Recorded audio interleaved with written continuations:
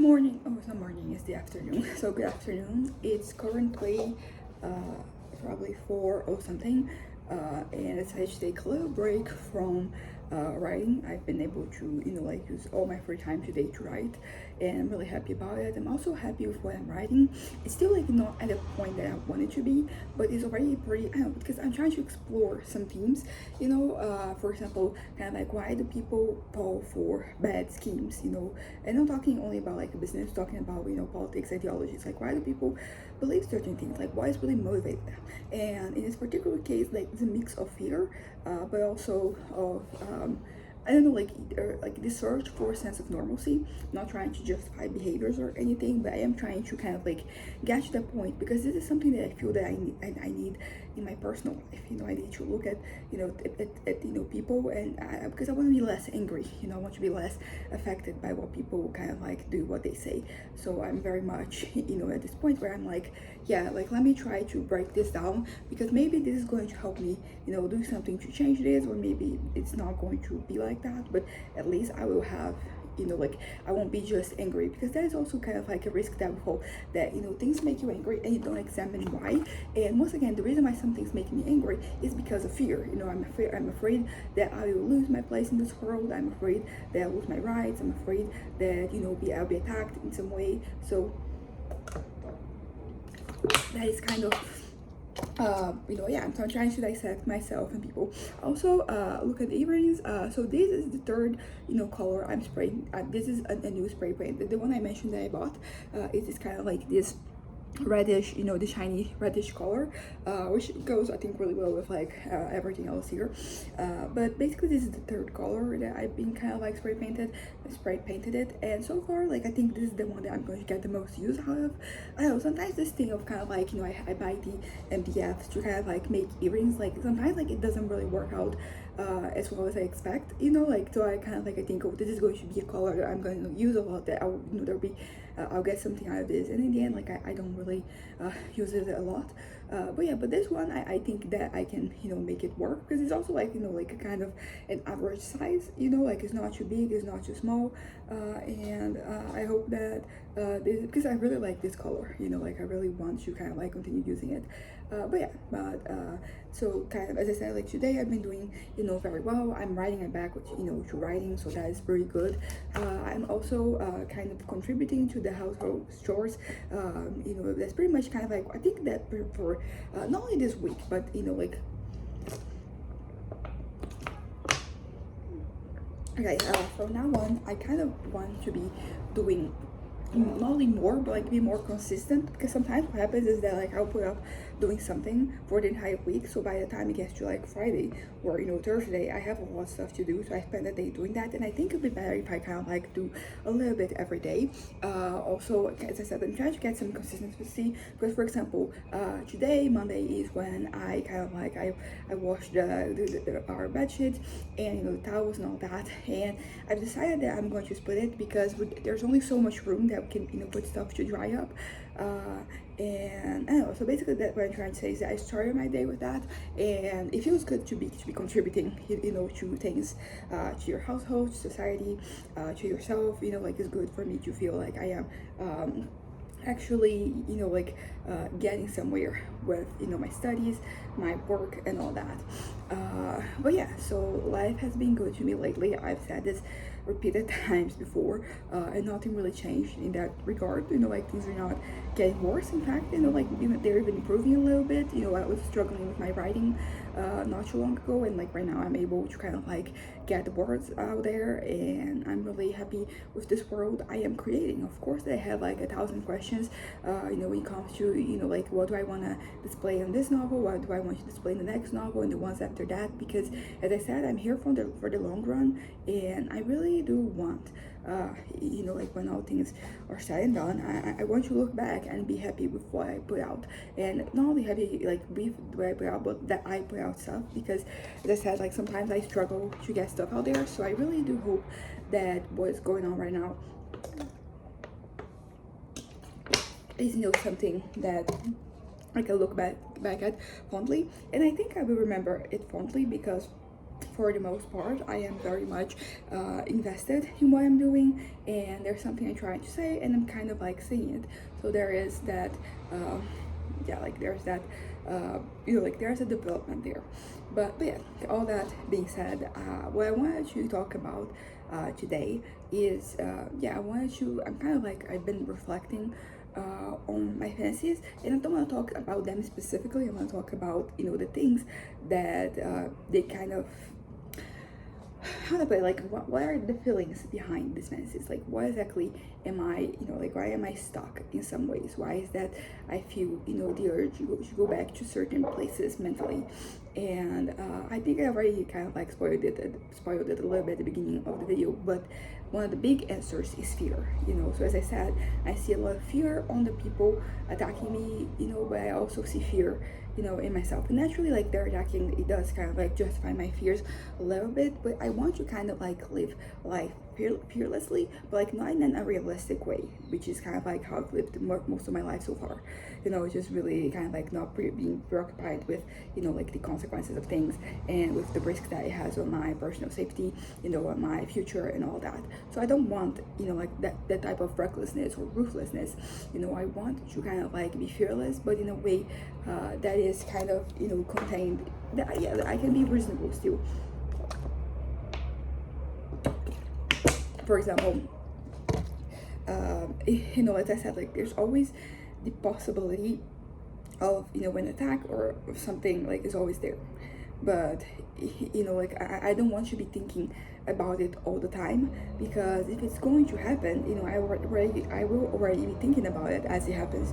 So what I want from me is to kind of like be able to put that aside for a little while, because it's also something that is worth being said, something that my parents, they tell me a lot, like they try to reassure me that I'm safe, that they're here for me, that like they will protect me in whatever way they can. Naturally, like there's only so much that they can protect me against, and also I'm a big girl, like I can protect myself as well. I can remove myself at the very least from situations that are kind of damning and which can lead to harm, and that's pretty much what I've been doing. I've been kind of like more careful with the things I'm engaging with, like the things that I'm doing, and my hopes is that I'll create like a new habit. So instead of like being affected and afraid, I will be minding my own business basically. And naturally, as I said, some things, they do interfere with who you are, but what exactly, like what power do I have to change things? Like that's kind of like where I am at right now, and because the answer is that I don't have any power, and that is sad. Like that sucks. It feels like every time I say this out loud or just in my head, that I'm admitting defeat. And I mean, like in a certain way, it is kind of defeat if I compare to kind of like what I wanted to be doing, how I wanted to be processing things when I was like 18. What I have right now is me yielding to kind of to fate, to whatever happens. But it's not like this reckless abandon that because I think when I put it like this, it sounds like I'm just like done with everything and whatever. Like that's not really the case. It's just that instead of focusing on the macro, I'm focusing on the micro. So I'm focusing on the things that I can control, the things that aggregate my life. So college, work, writing, my healthy habits, my hobbies, anything and everything that kind of like brings me joy and fulfillment, because also it's not always going to be about joy, because I feel like if you rely on joy too much, like you might end up frustrated in a certain way, because like you will kind of like use joy as the thing. It's kind of joy is going to be the crutch against which you are kind of like standing, and like when you don't have it, like how exactly do you get yourself out of like that slippery slope that you fell onto. So I think fulfillment is definitely more doable, although I will say that when you're kind of like feeling down, like it's hard for you to feel fulfilled, although like there's still like that's still possible. For example, even when I'm down myself and I look at my books, I still feel that sense of accomplishment. I still feel something, and nothing beats that sense of realizing of accomplishment, from having something in your hands. Naturally, like an ebook would kind of like have the same effect, but seeing something, touching it, like that does something. So basically what I'm trying to say is that I need to find things that are a little bit more concrete for me to kind of like attach myself to. So for example, yeah, I have once again the example of college. Oh, I haven't finished my assignment that is for Thursday, so I could also do that. The reason why I didn't do it yesterday is because my my laptop was kind of like frozen. Like I was, my book was open, like the document was there, so I could work on it, but I couldn't click on anything below. So I couldn't go to the other documents I had open. So I ended up like not do anything, but like I will do it today. I think that there is time for me to kind of like write a little bit more and work on this assignment and write post-it. That's kind of like what I want. I want this to be a good beginning to my academic life, and I think that I am getting there. I think that all things considered, I'm still kind of like consistently engaged with what I am consuming, with what is kind of like put in front of me. So that is, pretty good. But yeah, so when I was talking about my fantasies and fear, so there's a lot of like different types of fear that come from, like a certain situation. So as I said before, there is the fear that I will be losing my rights, for example. That is something, tangible, and it's very kind of scary. So like I feel like my strategy, has historically been that I would kind of like, I'll be like, I'm not losing, those rights, like that is not going to happen. But that only goes so far, because sometimes like it is happening. So I think that the better way for me to kind of like handle things, I don't know if this is necessarily healthy and like ideal, but it is how I've been finding myself kind of like dealing better with things, which is just like, okay, I may lose, for example, a certain right, but I still am going to be here. I'm still here. I can still fight. I still have the strength to fight. Naturally, what you want is not to to not have to fight, but if push comes to shove, I think that's the saying. You just have to know that I'm here and I'm ready. But so I think it's basically kind of like accepting the worst case scenario. That is kind of like something that helps me. And once again, I don't know if this is the healthy mechanism for me to kind of like end up relying on, but it is something that is worth mentioning, because this is kind of like how I've been kind of like deprogramming my brain, and as a consequence I've been having less fear. So I am very much looking forward to kind of like, I don't know, to get to a point where these things don't affect me. And as I said, when I contemplate, like the possibility of those things happen, it's like it diffuses the weight a little bit. It's like there is a bit of a change in my psyche when I'm like, yeah, this might happen. And at first it's very overwhelming negative feeling that I have, but the more I sit with it, the better I am at kind of like accepting that it could be, the way. I think this has to do with mindfulness. I think that mindfulness, meditation has been helping me in that regard, because something that they always say is like, sit with your thoughts. Don't try to push them away. Don't try to kind of like pull them any closer. Just sit there, you and your thoughts. So I think this could be like, like the outcome, the solution for so many different, issues and problems I have, because like something, when you don't touch it, it's like when it's like the writing thing you're talking about. There's two people, they're sitting on the train and there's nothing happening, but like they show the audience that there's like a bomb underneath one of like the seats. So like we're feeling the tension, but like they are not, because they don't know, at least not at first. So I think that's kind of that, like that in a little bit. I'm kind of like looking at things and I'm like diffusing bomb. What I have to do is sit, in the situation, being unaware. I know that this does not sound healthy, making yourself unaware of what's happening. I know that it is not, ideal, but it is something that kind of, it works. That's going to be the bottom line of everything I'm saying today. Like maybe it's not healthy, maybe it is not like the best way to go about the situation, but it is how I'm doing it and it is working out. So I'm kind of like in this stuck in this, which is not limbo. Let me clarify. I'm doing very well with everything. It's just that there are some things that they kind of like, they lead to this fear, as I said.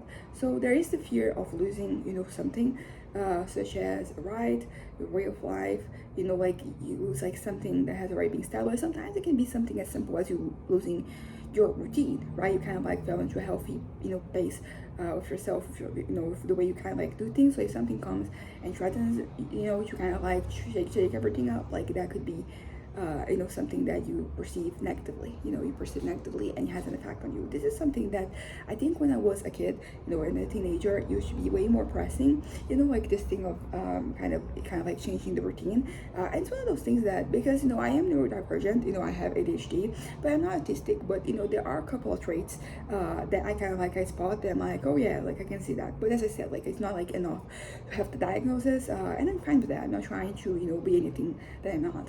But it's just that when I look back, there is this thing of like me kind of, because it has always been a bit of a dichotomy, because on one hand I liked certain things that kind of like like that changed my routine. For example, if I'm living, like I'm kind of like classes, I'm done with my classes, thinking that I'm like in high school or something, and then my parents pick me up and they're like, let's go to the mall. Like that's a change in pace that I would be very happy with, unless I had already something like beforehand that I wanted to do, I guess. No, but like the point is that there are some changes, they're good, but there were some that really kind of like affected me, like they really kind of like got a reaction out of me. And when I look back, I'm like, okay, I see that there's a lot of like issues with control on my part. I know I had trauma, so anything that kind of like escaped my control, like I had a very negative reaction to. So there's that. But when I look at right now, like I enjoy things that kind of like my routine. But it's something simple, because as I said, like there's these moments where there's a lot of anger that came from like those very dismal situations. It's kind of like crazy sometimes to look back and be like, why did this thing get so much out of me? Like it's something so whatever, so simple, but that is like as I said, we don't kind of like always realize how our traumas, they affect us, and that is no way, you kind of like feeling that that you have no control over a situation.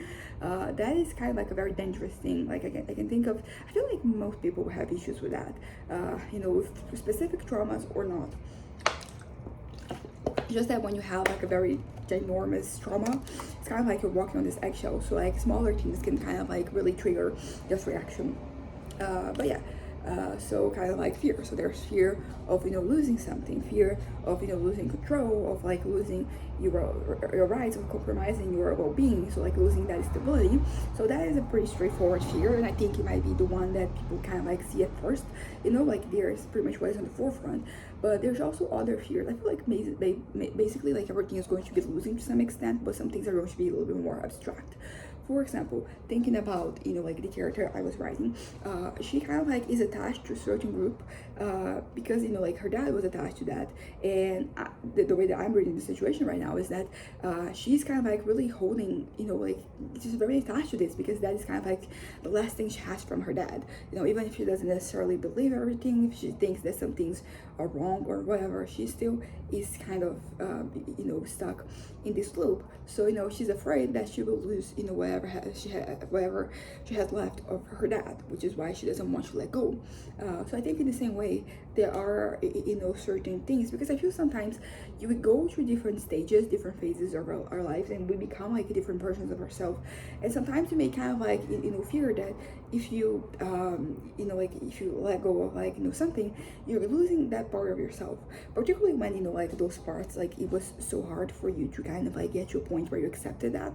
This is kind of like how I look at myself, and I'm like, oh yeah, it took me so long, so much time and effort for me to accept myself for who I am, for this thing that like kind of like losing, kind of like losing that, not losing because that it's still you, but like that being something that's very huge for you, that's a really huge part of your identity, to being something smaller, like that is something that you can, an example. I'm gonna give an example from something I saw the other day. It was this bisexual woman, and she was talking about, and she's kind of like ended up finding love with a man. She's bisexual, so goes both ways, but that was a part of her that she kind of like was she struggled with so much, that when she realized that she found love in a very kind of like it's not traditional necessarily, but like she found love in this context, she felt a little like she was betraying herself, that she was losing her culture, her identity. And I think it makes a lot of sense, because this works for your sexuality, for religion, for culture, so I think that, for example, I think an example that kind of like has to do with me talking about religion. For example, I grew up in this very, Christian environment, and until like, it was kind of like my brain was almost fully formed. Actually, not really, but like I officially left religion at the end of 2019, and which means it's been 6 years, which is not that long. If you have a lot like like a longer lifespan, but for me, it's almost like a fifth of my life, and I think that I've been through so much with religion, specifically the religion I was raised in, that kind of like pushing it away, it just felt like I was, like not neglecting myself, but it was like, okay, so what was all that pain for? Like I struggled so much, and for what? And like I really had to impose myself in these environments. I really had to kind of like bring forth, the attention of everybody that like some of the things they were saying and doing were wrong. That they were not, that they had to change. So basically, I put a lot of time and effort, to get to that point, and then I kind of just left it all behind. Like today, I'm just like, I'm glad that I left. But at the time, it felt like I had spent so much time and effort and energy into like that effort, so I could just like leave it behind. So that was that feeling of like losing. So that's pretty much what I mean. Like it's more abstract, like this thing that you're losing. You're losing kind of like your time. It's kind of like you wasted your time. It's not really, because I can only hope that the things I said and defended, they have kind of like changed somebody's way of looking at things. Like that is ultimately the best possible outcome, and like the outcome that makes the most sense for me to be happy about. But I don't know, I was just very invested in this kind of like in this reality. And then when I kind of like left, it feels like I might have lost some time. Same thing, I think it kind of like applies for any fandom, for example, that you're part of. Like you dedicate so much time to that, you kind of like love that thing so much, and suddenly like it's no longer, it no longer appeals to you. It's not that it doesn't appeal to you, but like you kind of like you had this time in your life, so you kind of like look back and you're like, oh, all the time that I dedicated to that, was that a waste of time?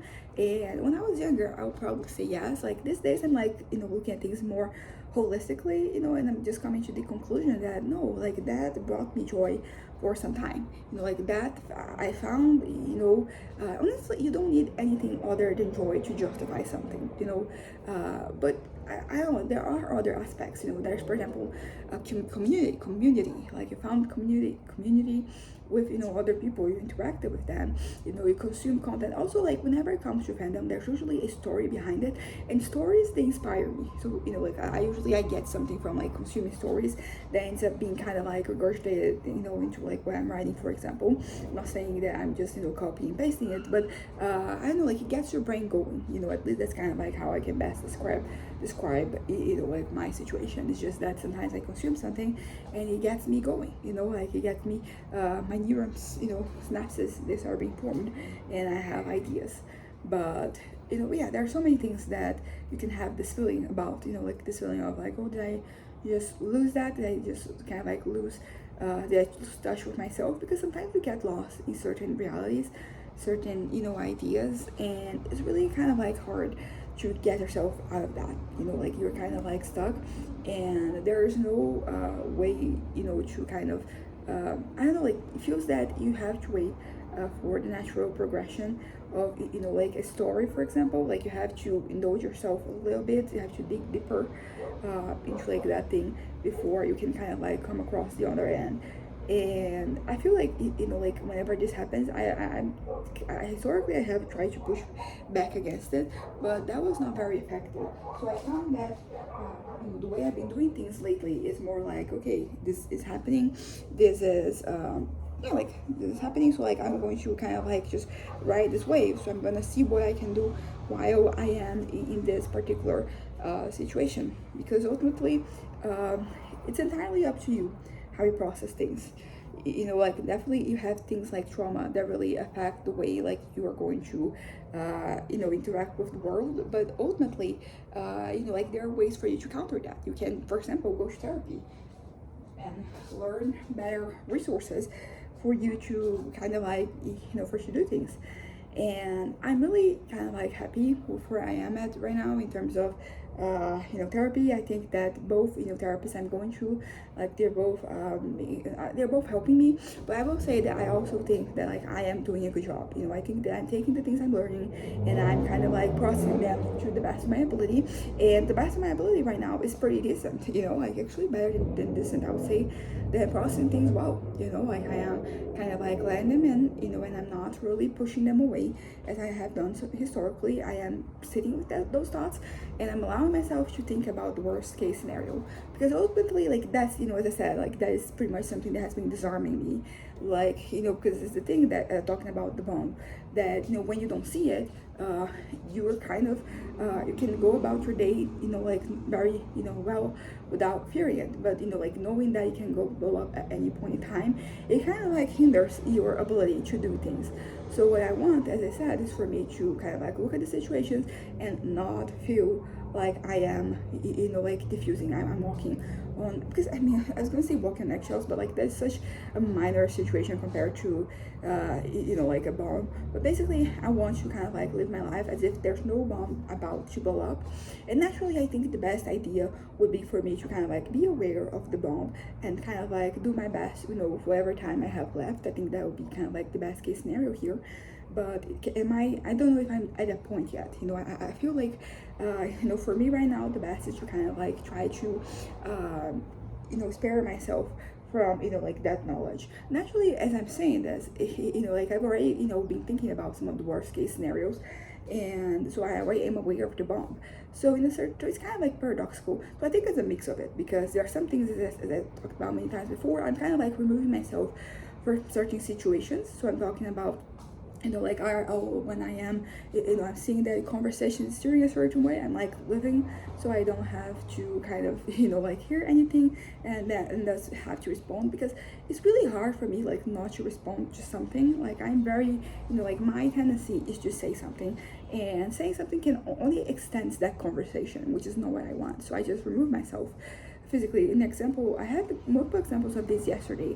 I went to my aunt's place, and then other people went there as well. We celebrated the birthdays of some of like the birthday people this month, which I think I said yesterday is my mom and two of my aunts, which is kind of crazy. That my grandma had that 3 out of her 5 children were born in the same month. Like I wonder if when they were growing up, if like they had one communal party.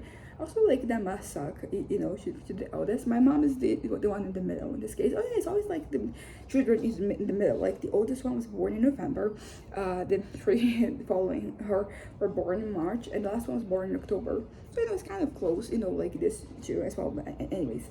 But what I was trying to say, okay, I'm kind of like removing myself from certain situations. I am trying my best to kind of like filter the things that I'll be consuming on social media. I'm trying to avoid, like the news and all that, because there's nothing that I can do. I still feel the urge, like to kind of like justify myself. But honestly, like I feel like I don't really have to, because I do agree that if I was a person of like I had some impact, if I had like an audience, people were listening to me, like that, I feel like that I would have a responsibility to kind of like inform people, I guess, like bring things to light. And that's how I lived my life for like most of it when I had social media. Ever since I kind of like deleted everything back in, it was between 2021 and 2023, which is crazy because it's been like almost 3 years that I have had like no social media. So that is it's interesting because like I don't miss it at all. Like at the beginning when you're used to it, like you do, but and that's also like something that I think like it is a worthy conversation to have, because I feel like if I had a voice, like I had like an audience, as I said, I might kind of like need to have something, and share things, share information, share stuff, because like I have a voice, there's people here listening to me. But like in my situation, like it doesn't really change anything. I'm kind of stuck in a limbo. And actually no, it's not a limbo, or at least like it is a limbo, but it's kind of like a positive limbo, because as I said, I'm trying like not to be given certain pieces of information. I kind of like I filter the things that that will be kind of like recommended to me, particularly because of that. And as I said before, my life has been much better since I started doing that, so I plan to continue doing this. So yeah, like I understand that maybe this might make me kind of like a hypocrite, but it is this type of hypocrisy that is kind of like preventing me from going insane. So I'm gonna continue doing it. But yeah, so fear. I feel like fear is a very potent emotion, and I think we tend to acknowledge it when it's kind of like on the forefront, but when it's in the background. Like I think we focus on other things more than fear, and that is something that I think that I don't know. I think you can really. I feel like this is a very personal thing, but I feel like if every person on the planet like took a look deep down into themselves, and took a deep look into themselves, like and like figure out like what scared them, like the world will be a much better place. Because the moment that that you're scared, like it really recontextualizes everything in your life. So the moment that what makes you angry is fear, that what makes you sad is fear, that what makes you afraid is fear, you really start looking at things differently. Naturally, just knowing that is half the battle. Like you still have to do something with the information that you gather, but it is worth it. Like it is something that that it helps you kind of like improve your quality of life. Your well-being will improve by kind of like knowing what you have to do, what you can and cannot do based on the things that kind of like affect you. And also you can work directly with like that. You can look at yourself and just it's just like kind of like it feels like the best outcome possible. And it's simple. Naturally, like we all have barriers that we put up. So just like you want them to kind of like learn doesn't mean that you will learn. That there will be like that you kind of like see things right away. But I think that you shouldn't give up. You should kind of like push it forward. Like press it a little bit, not in a way as in suppressing it, no, but like just try to dig deeper and see why is that, like what are the fears.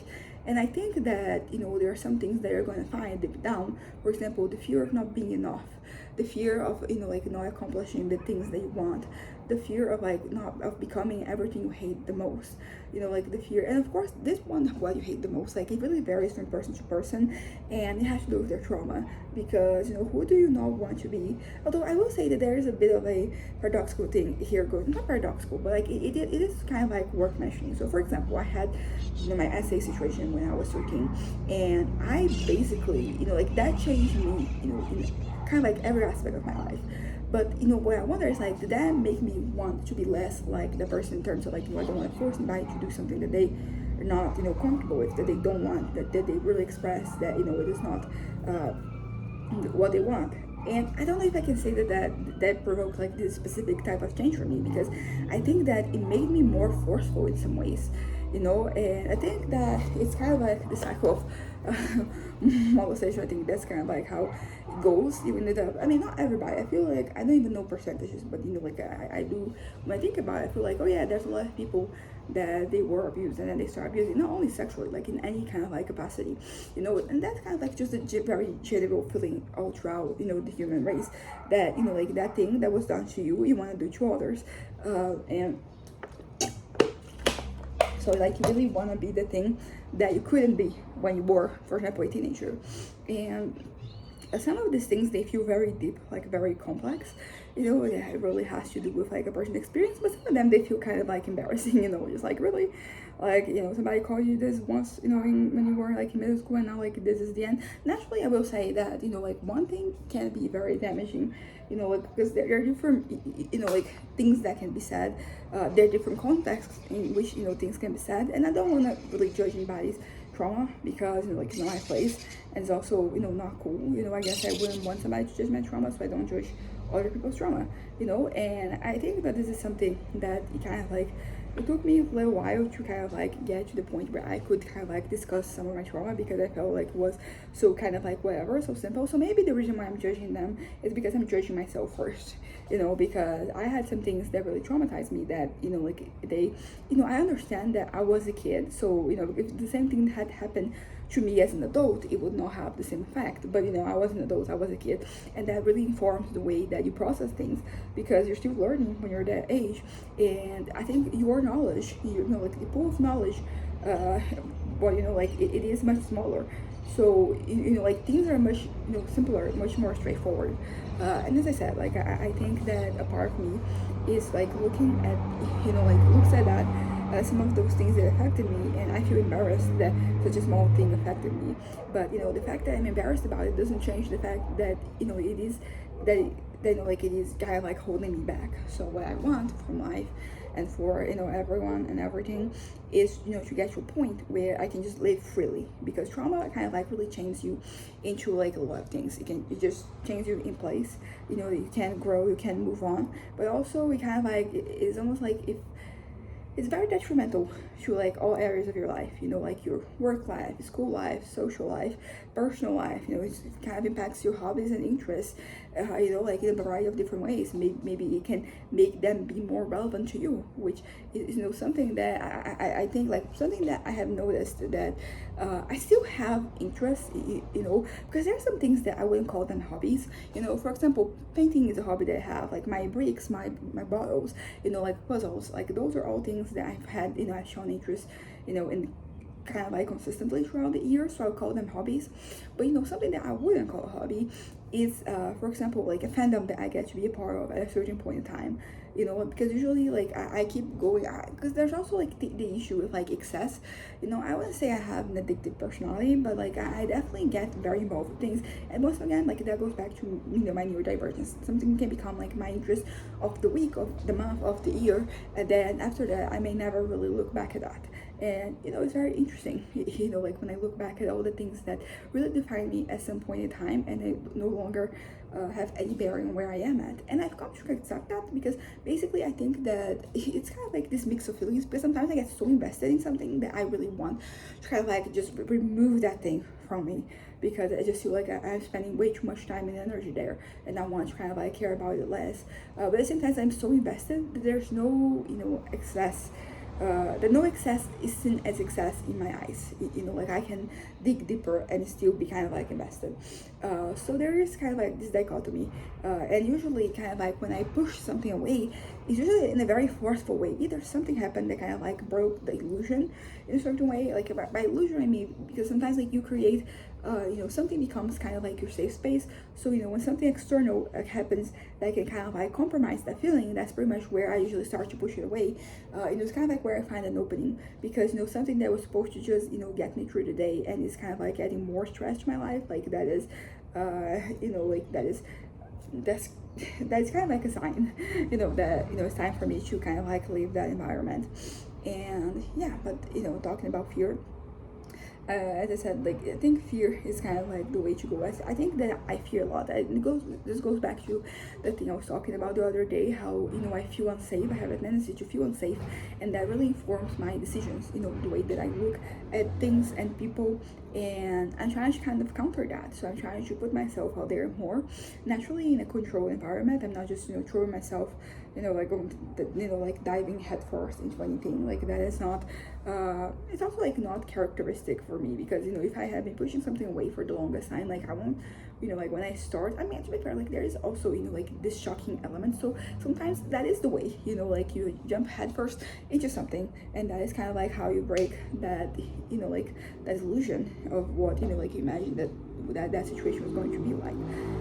So yeah, so life is good, but I still have a lot of fear, and I think that, you know, tackling my fear is the key for me to having a better life. And I also think that it kind of like helps with my fantasies, because I feel like the fantasies, they're there to make up for something. So, and they're kind of like this pleasant thing. So when I'm feeling down, when I'm feeling bad and scared, like I resort to these fantasies. So if I tackle the fantasies, if I tackle, you know, the fear, I'll have less fantasies, because there'll be less for me to, you know, say. But yeah, so kind of like what I wanted to say is that I'm scared, you know, like I'm constantly scared. I don't like to admit that that's the case, because as I said, like I for so long I was defined by, you know, being fearless in a certain way. Like I you know, had to fear more than but of course, like it's talking about physical fears versus like, you know, emotional fears. So you know, I think that because when it came to physical fears, I was very much kind of like not there. I kind of like gave myself the impression that I didn't fear anything, but that's not at all the case. As I said, like I realized that I feared a lot of things, and you know, like the key to success here is, you know, for me to tackle those fears. And I think that sitting with that discomfort has been, you know, like doable, and that's been kind of like how I've been tackling this. And I mean, it's also good for me to kind of like be surrounded by, peers in a certain way. By peers I mean people who think like me, who kind of like see the upcoming possible changes as being negative as they are, because for example with my parents, like we try not to discuss any controversial topics, so no politics, no religion, no I don't know, social issues that can lead to anything. So we usually, while I feel safe in the sense that I know that there will be there are no threats here, there's still kind of like the fear, like the apprehension that I have, because I know where they might be leading, and that is something that can be very hurtful to me, because sometimes like there will be kind of like we're not going to talk about it, but like they're kind of defending something or someone who kind of like he thinks that my idea, my identity is a political thing, when it's just who I am.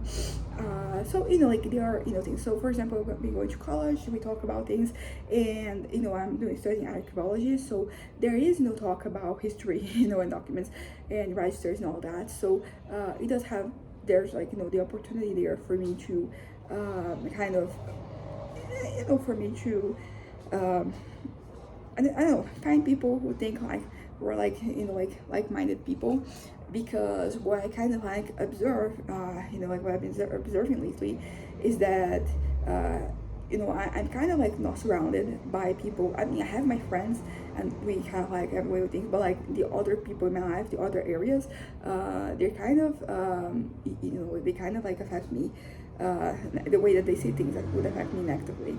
So that is in itself, that's a doozy basically. Like that is really hard to kind of like I don't know, like I feel like the best way to deal with it would be for me to kind of like sit with those thoughts of discomfort, and then come to a point where I don't care anymore. But sometimes like the pain of that is just too big, so I kind of struggled. So basically where I am at, it's just kind of like ignoring things.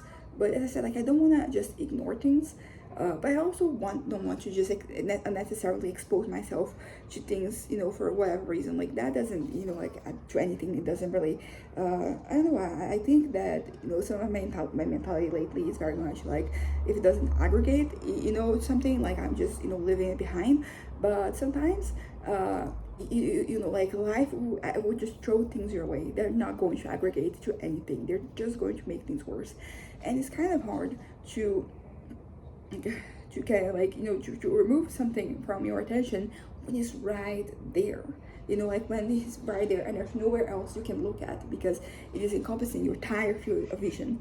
And that is that I don't have a solution for that, other than kind of like handling it. So basically the point I'm trying to make is that I'll face the situation, so I might as well like not force myself to see certain things at certain points, because like I'm just going to be paining myself unnecessarily. But yeah, so fear. So what is like, what am I afraid of? What are the things? Because I gave examples that were like very, not necessarily generic, but they were from like other people, not so much me, because I feel that stating my fears clearly, like that is the first step, like in getting better, like overcoming those fears. So what am I afraid of? I talked about like losing my rights, like that is a big one, and this can encompass a lot of things. And honestly, like this may sound like one of the bigger ones, but I feel like like in practically speaking, like like it is not going to be as straightforward, so what I'm afraid of getting hurt. That is, there's the case. Like right now I talked about how I used to be kind of like fearless in this context, but right now I'm starting to kind of like worry, because for example I was talking to my mom the other day. If somebody tries to mug me, I don't think I would submit. I think that I would probably try and do something which would lead to me getting hurt, and can be fatally hurt. So that is kind of like a problem. So I am scared of being put in a certain situation, because I'm scared of the way I would react to it, so there's that. But I find that like physical fear is one of the ones that I affect me the least. They probably should affect me the most, but I feel like like maybe it's a mix of me being bipolar and having ADHD and like my trauma and all making me delusional. But you know, like I don't really fear, you know, like when I go on this, you know, I mean, I'm definitely, you know, careful. You know, I'm doing the things that people, you know, do to stay safe. So for example, I'm not listening to things on both my ears, just like one. You know, like I keep, you know, my phone and my stuff, you know, in my bag, and I kept my bag in front of me so I can see where it is. You know, like that type of stuff. I'm doing it. So you know, it's not like I'm just walking, you know, around kind of like showing my phone. So I'm not doing anything to get. Although I will say that when I was younger, sometimes where I was feeling a little suicidal, you know, or when I was just too manic, like it would happen. You know, like yeah, I would basically.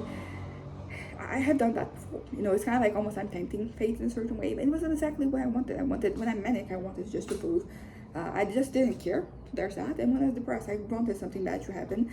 So, you know, fortunately, like nothing has ever, you know, come to pass. So I'm very fortunate that way. You know, I've known people who've gotten, you know, hurt and, you know, like they were, for example, robbed for, you know, like even though they were being all careful and stuff. So, and so I think it's probably a mix of, it's just one of those situations that my parents are also, you know, very much like, you know, and I'm like, okay, let's just, if that is, I don't know, I feel like my life, you know, like you think that me and ATS, I would want to kind of like get my parents to also be in the same page as me, and like I would like that because I think that their life will only improve if they did that, but that's not the point. But I feel like just the way I live my life, like it just gets them believing more in God than ever. You know, like all the things happening in my life, the things that I provoke, the things that, you know, happen unprovokedly, but how everything seems to work out in the end, one way or another. But yeah, so so there's physical, you know, safety that I should be more scared of than I actually am. There is, you know, like your civil freedom, you know, like your rights and all that. That is, this is, you know, like also a big one. And but as I said, like I think I really care about this one, to be completely honest. There's fly here. Okay, I'm just listening if everywhere, just fine. It's because like this is my window, but like it has this, you know, like thing, so you know the fly can like fly away, and it suck. But you know, like I'm gonna wrap this up very quickly, and then I'm gonna open the door, and then the fly will go its way. Oh yeah, also I was talking the other day about like the oldest, you know, like pieces of clothing I own. I think this is the old. This is actually, I think, the second or third oldest one. I got this in 2012, so you know it's been almost 14 years, and it's looking great. Like sometimes, like you know, it is fast fashion can last, is what I'm trying to say. And I got it on sale too, so I got this and some pants which I have already either sold or donated. But you know, back to what I was saying, so my civil freedom, my civil liberty, like that is one that, you know, it really fucks me up. But you know, like there's nothing that I as a person can do. So what I want is to get to a point where I'm not really caring as much about it. Naturally, like I will always keep that in mind, you know, when I'm voting and all that. But you know, like that is not enough. I'm trying to say. And also like what can I do? So I think it's almost arrogant for me, you know, it would be arrogant for me to think that I can change something, or you know, like I need to change anything. And basically, like I don't know, I'm just, it sounds like excuses because they kind of are, because on one hand I'm like, I can't fucking engage with this because it's just bad for my mental health, but on the other hand it's important. I have to say this, but I will say that you know, like civil liberties, like that is the type of thing that nobody is necessarily saying, you know, like I don't want you to have these rights. It's usually, I mean, some people, they probably would say that very straightforwardly, but it's always this thing of like, okay, I'm not voting, you know, for this person because of this, you know, but like, you know, like this is kind of a side effect, you know, like they kind of like think this and this, so you know, because I want this, or because, you know, like that is bad. It's a whole thing that I don't want to get into, because it's probably just going to make me sad. And I talked about this before. I'm trying to get my reactions and my responses to, instead of being anger, to be sadness, because that is much easier to deal with, because anger is this corrosive emotion that just really, it just poisons everything. My sadness also poisons everything, but you know, like it's easier for me to just kind of like get my spirits up when I'm sad than it is for me to calm down when I'm angry. But yeah, but like being able to distinguish. So I think there's also kind of like a mix. I think that when I'm talking about, like my responses, it is a mix of anger and fear, because I feel like I'm acknowledging fear more because, as I said, historically I haven't really done so. And I think that the way for me to go, for me to move past all these things, is for me to kind of like acknowledge, like what I'm scared of. But like a lot of this fear also pulls anger into the mix. So I want to kind of like feel less anger and less fear, but not in a way that I'm not like suppressing things. And also interesting because I just had a memory from back probably 2016 or 2017, when I was going to therapy. Like I had this therapist. She was still a friend. She's a friend of the family. She was a friend of the family before she was my therapist, and she was the one who kind of like like she attended me when I was a kid a couple of times.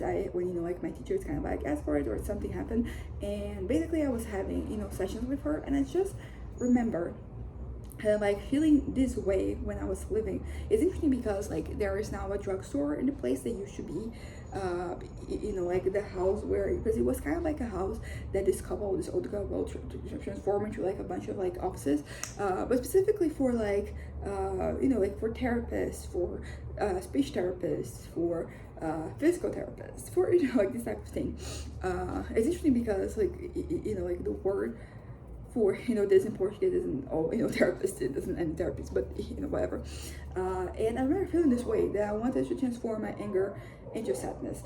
And so like this is not a new thing. It's been almost a decade of me feeling this way, and I think that I'm the closest I've ever been to kind of like actually acknowledging that, because sadness is also like an emotion, and I always struggled with acknowledging sadness because like it means that you care, basically. So I wanted things that people said and did to not have like an effect on me. So I was kind of sad, like that things made me sad.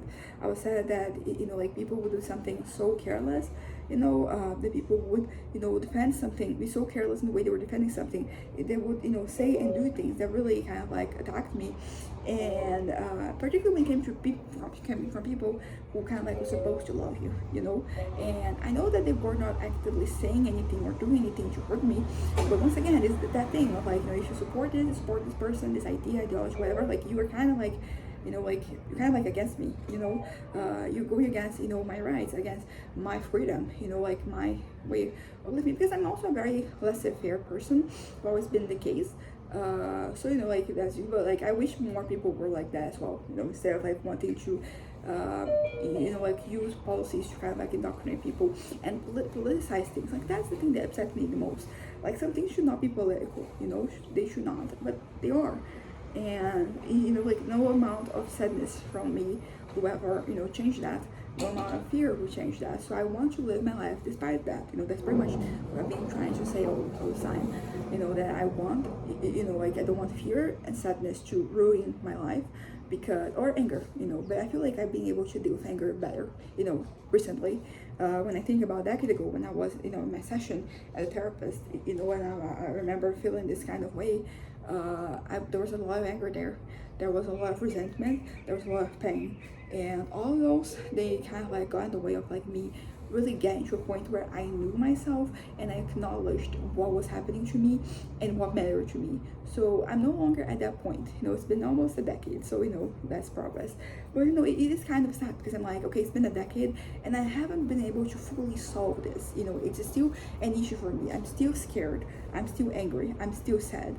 And I feel like there is a place for each of this, and I don't want to suppress my emotions, because number one, that doesn't help. That doesn't really actually happen. Like it's kind of like it's the whole sand metaphor, that like the more you try to hold it, like the more control you lose. So it doesn't work. But also it isn't sustainable. It is not something that that on the long run is going to, you can, pretty much that, like you can sustain it, you can. I'm very tempted to just change the topic really quick, if I cut my hair, but like I'm not gonna do it. I know, did I just say that because I was getting comfortable? You could argue that like I have a tendency of like changing, pivoting whenever I'm talking and I get to a point that is uncomfortable, unless I'm like in therapy, like that's the place for me to say that. But whenever I start talking and I feel like they're getting deep into something, I'm like, let's not let me just push you away. And that's pretty much what I was talking about. Like, you know, because when you suppress your thoughts, your feelings, like you end up numbing yourself as a whole, and that's not what I want. Which is kind of like a struggle, because I will say that, you know, in the past few years, there's been like a lot of different points in time where I'm looking at myself and I'm like, should I try to numb myself? Like, should I do it?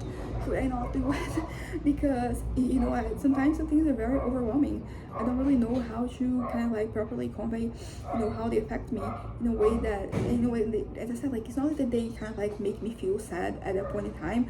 You know, they usually start a process, you know, a cycle in my head, and I don't know, like they start a cycle that can lead to me kind of like wanting to just give up on everything, and that is not what I want. I want to live my life to the best of my ability, and I want to kind of like, you know, like do the things that I love, and I don't want to feel pain unnecessarily. I think like that's the takeaway from like this whole video, is that I don't want to fear, because no fear leads to pain, you know, emotional pain, but you know, it's still pain. And I kind of like come to the realization that, you know, the other day when I was, you know, really sick, I kind of like, I did have this realization that I would rather be physically sick than, you know, like emotionally sick, in physical pain rather than emotional pain. And it's kind of like an interesting thing, because it all came from, you know, like the whole gratitude thing I've been doing lately. So I'm like, I'm grateful. So I was basically realizing that I'm glad that I'm, you know, like sick physically, but like my mind is okay. Because that's how much I hate feeling kind of like a hostage to my own thoughts and opinions. There's nothing much that I can do. And oh my god, there are 2 pigeons right there. I don't know if I've ever seen pigeons there, but they're there. And that's, am I getting too deep again? So am I doing that thing where I just pivot and I change the topic? I mean, sometimes it's just my ADHD. I just think something kind of fascinating. But sometimes, but I do think it's actually kind of like a mix of both, because I feel like I already have the tendency to be distracted. So, you know, I get to a point where I'm like actively trying to kind of like stop something, you know, and suddenly my brain is like, let's go.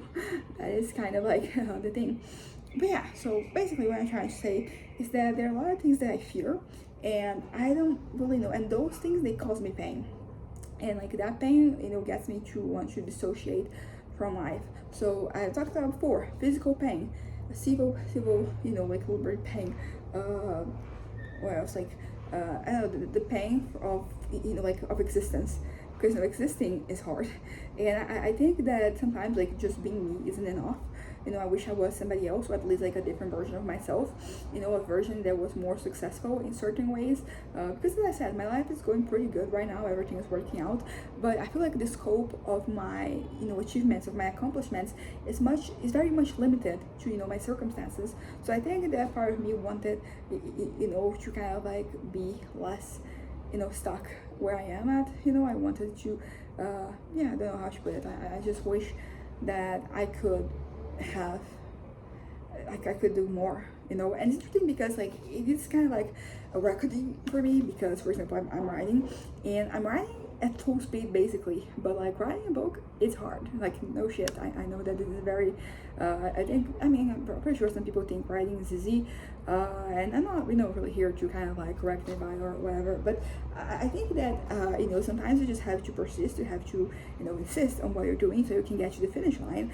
And what I'm kind of like learning with like my writing is that even at full speed, like this is still going to take some time, and sometimes, you know, it feels like I won't really be able to kind of like accomplish what I want, you know, or that, you know, something is going to happen before it happens. And I have no reason to believe that, but you know, it is a fear, back to the fears that I have. And you know, I don't know, so I feel like many fears that I have, you know, the fear of, you know, there's the physical damage fear, which is not that big of a deal for considering things. Losing my rights, big deal. But I think that I've been working, you know, with myself in terms of like just accepting that, you know, like this thing is there, it's gonna be. It's not that I didn't think that, but I wanted to be strong, or at least stronger. And in my head, like I was kind of like stuck in this cycle where I pretty much felt that if I could, I don't know, I think that I thought that, like, you know, if things didn't affect me, that, you know, they didn't matter. And that is not how things work. You know, you can be in denial about something that is going to affect you. Like, you can be you know, like fully cognizant of what's happening, and like yes, it still is going to affect you. So the point what I'm trying to say is that like you being in denial, it does not do anything for the problem. The problem is still there, and you still have to kind of like handle it one way or another. So fear. So I guess I have a fear of other fears I have of like losing control in a certain way, of like doing something, because I didn't really have this last night, but the night before there was like this 15 minutes before I fell asleep, where I was having this very intrusive thoughts, like they were really out there, and I was like really scared that I was actually going to do something regarding them, follow through. And that was kind of like a scary like moments before I fell asleep, and didn't happen yesterday, so I mean that was just like an isolated factor. But like it was interesting, because I was looking at that and I'm like, oh my god, I have the power of ruining my life in so many different ways in like seconds. There's so much I can do, and this is not good, because when I say it like this, you feel like, oh yeah, like it's good, like you can have the power to change your fate. But like in this case, it was just like bad. So I was kind of like stuck at this point where I was just like, oh my god, I'm just trying to hold myself so I won't move, because I'm afraid that if I move, I'm gonna do something very permanent. And like it can mean a lot of like different things, but that is that fear that I have, like that I will do something that will derail my whole life. There's this fear that things are going to change. There's the financial fear. I'm afraid that my financial situation may get worse, or when I'm doing well, they won't improve, and then I'll be stuck in this tax bracket forever. Honestly, I don't even need to get to the next tax bracket. I just need to improve a little bit, where I am at.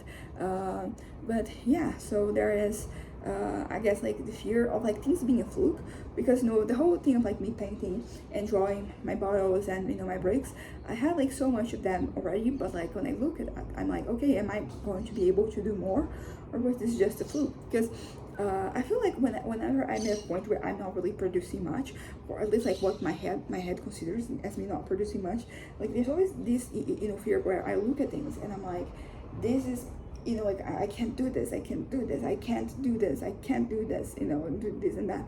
And like it really kind of like it's up piling up, and you really kind of like adds to the fear that I have of like me being capable, being competent, being kind of like unskilled, like untalented, yeah, all of those things, being stupid, being dumb, like all those things, they're all connected, and it kind of like all boils down to, I don't know. So yeah, there are there's this fear that I have, that like I one day be physically, you see a lot of elders, right, and you see them with their mobility issues, you see them with like their like things change. We're talking about my great aunt, one of my grandma's sisters, and she has Alzheimer's, and it's getting to like a really rough period of time now. Like she's she's getting a little aggressive, she's not as careful anymore, so like there's a lot of like hygiene things going on, and I have a fear of that. Like I don't want to be like that, I don't want to get to my 80s to 90s like that. I mean, she is, I think, close to 90s, because my grandma, she's from 44, so she turned 82, and basically she is very active, but like she has said it herself that she doesn't want to get to that point. She hopes the Lord takes her before she gets there. And honestly, I can kind of like one hand I don't want to lose her, but I totally get it. I'm like, yeah, I don't want to get to that point either. I don't know what I'm talking about this, as if like this is one of like the major things that I'm scared of. Like I only think about this when I see a situation, but once again, it goes back to the irrational fear. As I said, like I fear that like I have an intrusive thought and I will do something, like I fear that could be kind of like like the case, and there's no reason for me to believe this necessarily, but there is a fear. So I think it goes hand in hand with like that particular fear of me not being independent. Although I will say that in terms of independence, I've been able to kind of like improve a lot, because I used to be very not hesitant, very resistant to like kind of like asking for help and accepting help, because that is also a big one. Sometimes accepting is is hard because you have to acknowledge your limitations, and nobody wants that. And it's kind of like a bit of a tricky situation going on. And yeah, so there is that situation. And I was very proud, but I was also very self-hating because I remember like me, my early 20s, my late teens and early 20s, like I still had a lot of help from my parents, and I felt awful about it because I felt like I should already have my shit together. I should be kind of like able to support myself alone, and that was not really my reality. So there was that fear. And so there was like that self-hatred because I was like, I'm kind of like a piece of shit because I can do this. So like basically the fear of like depending on somebody financially, it's really scary to me. Like I really don't want to kind of like consider that. I'm scared. So that, and honestly, I know this is going to sound bad, but I'm kind of scared of like having a disability. I don't think there's anything wrong with that, and it's you can adapt, but I'm kind of like scared of like what it would mean, particularly depending on what you're talking about, on my independence. So I think that is, the independence, like there's a lot of like little, things that are kind of, they are kind of like, that come with the territory. Because for example, I kind of like, I'm afraid that, sometimes I'm afraid that I will change my mind, because particularly it goes back to the thing I was saying, like, oh my god, almost an hour ago, where sometimes it takes me so long for me to get to a point where I can kind of like accept myself, because the environment in which I grew up on wasn't, I grew up in, like, it wasn't very kind of like forthcoming and very supportive. So, it takes me kind of like a while. That was a fear that I don't have that much this fear anymore. But when I was like in 2019, I think that was a year where there happened a lot, because basically, just thinking of like 2019 things, just specifically some memories from college, good days. But like that was a year that I kind of like got to the end of the year. I was like, I'm living because this is not sustainable for me anymore. But as I said, like I had like built a kind of like a bit of a, not reputation, but like a life there. I had imposed myself, not like in a forced way. I wasn't trying to kind of like shut anybody down. It's just like me being like, this is me. I kind of agree with some of the things you're saying, but I also disagree with a lot of them, and this is pretty much what I think and what I believe in. So basically, life is oh my god, it just occurred to me that maybe a person that I know right now, like, is somebody that I knew in a different context. Not the point here. Once again, I think we might be getting to deep. But yeah, but I feel like I used to fear that like I would change my mind, because I was afraid that because I had like the things I was brought up into, the things that I was taught to believe in, and I was questioning them. So there was that fear that like by questioning them, I'm kind of like letting the world kind of like guide my thoughts. And then so it took me so long for me to conquer this, that when I got to the other end, I was very I was like, oh my god, what if? So there was that fear of like, what if that was right and this is wrong? What if that was right? But the only thing that this had going on for me is just that familiarity. Like, this is what, as I said, like I grew up with. So like it has this weight. It's not really the weight of like accuracy or truth. It's just familiarity, which is interesting because now 6 years later, I'm basically, like, I look back and I don't have these feelings anymore, because as I said, it was familiarity. So I got familiar with something that makes more sense to me.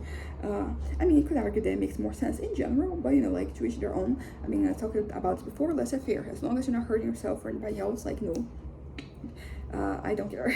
I mean, this sounds kind of rude, like, oh, I don't care. It's not so much, like, I want, people to try. I mean, I don't want everybody to thrive. There's a lot of people doing a whole lot of harm, and I don't want them to thrive. But, once again, we're back to the whole thing of, like, there's nothing that I say or do is going to have an impact in the big picture. So, like, I'm just going to remove myself from the situation. But yeah, I'm gonna wrap this up. It's already like over an hour long. Honestly, I did not see the time passing, and there's still like a lot more that I wanted to say. Maybe I'll continue this later at some other point in time. But like, fear, like, that's the takeaway. Fear is a drug.